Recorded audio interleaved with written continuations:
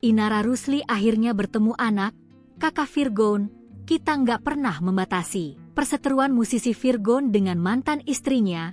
Inara Rusli sudah mulai menemui titik terang. Hubungan Virgon dengan Inara Rusli belakangan ini sempat memanas buntut persoalan anak.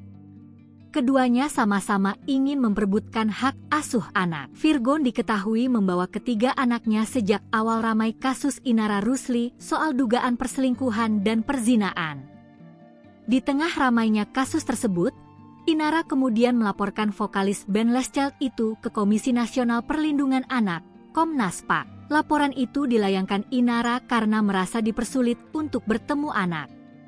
Selain itu, Inara juga memiliki hak atas hak asuh anak setelah bercerai dengan Virgon pada 2023 silam.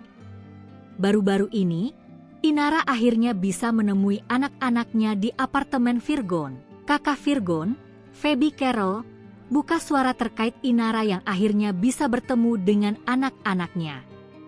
Feby Carol menegaskan, pihaknya sejak awal memang tak pernah membatasi Inara untuk bertemu ketiga buah hatinya.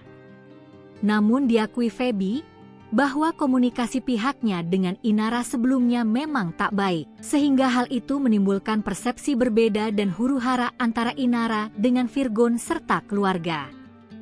Menurut Feby, tak seharusnya Inara mempermasalahkan persoalan anak. Ia pun berpesan agar Inara dan Virgon memperbaiki komunikasi agar tak ada perseteruan lagi.